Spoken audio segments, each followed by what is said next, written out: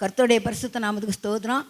என்னையும் கூட ஒரு சாட்சி ஆண்டவர் நிறுத்தியிருக்க காட்டுக்கு நான் நன்றி செலுத்துகிறேன். 2 மாதத்துக்கு முன்னால் என் பெரிய மகளுக்கு மெட்ராஸில் இருக்காங்க. திடீர்னு அட்டாக் வந்துருச்சு, ஸ்டான்லியில் அட்மிட் பண்ணியிருக்காங்கன்னு சொன்னாங்க.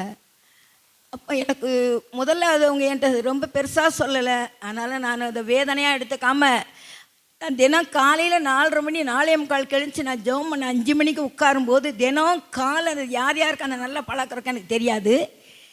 எழுந்திரிச்சி ஜெபிக்க உட்காருமுனாலே நம்ம காலண்டரில் உள்ள வசனத்தை நான் பார்ப்பேன். அன்றைக்கி அந்த வசனம் நல்லா தப்பு வைப்பேன் இருந்தது. என் பேத்தி ஃபோன் பண்ணும்போது எனக்கு இன்றைக்கி நல்ல வசனம் தான், உங்கள் அப்பா உங்கள் அம்மாவுக்கு ஒன்றும் செய்யாதுன்னு சொன்னேன். அவன் அட்டாக்குன்னு சொல்லலை, பெட்டில் சேர்த்துருக்கோன்னு சொன்னான். நேரம் ஆக சீரியஸ்ன்னு வந்தவுடனே நீ மெட்ராஸ்க்கு போச்சல என் பிள்ளைங்க சொன்னோடனே எனக்கு ஒன்றும் புரியலை. அழுதேன், பகலெல்லாம் உட்காந்து ஜெபித்தேன். ஒரு 8-8:30 மணி இருக்கும். நம்ம உதவி பாஸ்டருக்கு நான் ஃபோன் போட்டு சொன்னேன், ஐயா என் மகளுக்கு உடம்பு சரியில்லை, அட்டாக்குன்னு சொல்கிறாங்கப்பா, காலையில் அம்மா மெட்ராஸ்க்கு போகிறேன், நீங்கள் ஜெபிச்சுக்கோங்கன்னு சொன்னேன்.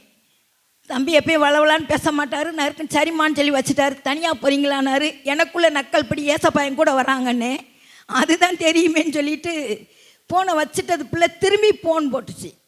எனக்கு பயம். நாங்கள் மெட்ராஸ் போனே எதிர்பார்த்துக்கிட்டு இருக்கிறதுனால என் கூட எங்கள் சொந்தக்காரப்புலேருந்து கூட பேசிக்கிட்டு இருக்கா.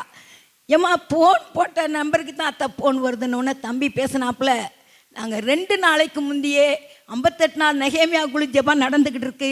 அட்டாக் வியாதியக்காக நாங்கள் ஜெபித்தோம். அநேகரை இது பாதிக்குது, அநேகரை மரணத்தில் அழுகிட்டு போகுது, நாங்கள் கடிஞ்சு ஜெபிச்சிருக்கோம். அதனால் உங்கள் மகளுக்கு ஒன்றும் செய்யாது, அவங்க பத்திரமா இருப்பாங்க, நீங்கள் தைரியமாக போயிட்டு வாங்க, நாங்கள் ஜெபிக்கிறோம். நான் போய் பார்க்கும்போதே மக சுகமாக இருக்கா, இந்த நாள் வரைக்கும் சுகமாக இருக்கா. ஜெபித்த எல்லாருக்கும் என் நன்றியை தெரிவிச்சுக்கிறேன். சபையில் எல்லோரும் ஜெபிச்சாங்க. அதே போல் எனக்கு 78 வயசு நடக்குது. இந்த வருஷத்தில் ஒரு ஆராதனை கூட விடாமல் எல்லா ஆராதனையும் கலந்து கொள்ளாண்டு உதவி செய்தார். அது மாதிரி லேட்டாக போக எனக்கு பிடிக்காது, முந்தி போயிடணும். அதே மாதிரி இந்த நாட்களில் தொடர்ந்து முன்னால் போய் சபையில் ஸ்தோத்திரம் பண்ண ஆண்டவர் எனக்கு உதவி செய்தார். பாஸ்டம்மா ஒரு நாள் சொன்னாங்க, முந்தி வர்றவங்க யாராவது சபையில் ஸ்தோத்திரம் பண்ணால் நல்லதுன்னு சொல்லி அந்த வேலையை ஆண்டவர் என் கருத்தில் கொடுத்துருக்கார். நான் ஒவ்வொரு நாள் தடைப்பட்டால் யாராவது ஜெபி ஸ்தோத்திரம் பண்ணுவாங்க. ஆனால் தொடர்ந்து ஜெபிக்க, தொடர்ந்து சபையில் ஸ்தோத்திரம் பண்ண எனக்கு உதவி செஞ்சுருக்கார். லேட்டாக ஓடி அவசரப்பட்டு காணிக்க போடுற நேரம் இப்படியெல்லாம் போகாதபடிக்கு முந்தி போய் ஆண்டவரை ஆராதிக்க இந்த நாட்கள் எனக்கு உதவி செய்தால். அந்த 52 வாரமும் ஆண்டவர் ஆராதனையில் பங்கு பெற எனக்கு உதவி செய்தார். ஆண்டவருடைய நாமம் மகிமைப்படுவதாக. நான் பேச சொன்னால் மைக்கை கொடுத்துட்டீங்க, நான் 1/2 மணி நேரம் பேசுவேன். ஏற்கனவே நடந்த 21 நாள் ஜெபத்தெல்லாம் எடுத்தேன்னா நேரம் ஆயிரும். மாஸ்டர் மொபைலே 3 நிமிஷம் தான் சொல்லியிருக்காங்க. நான் கூட எடுத்துக்கிட்டேன்.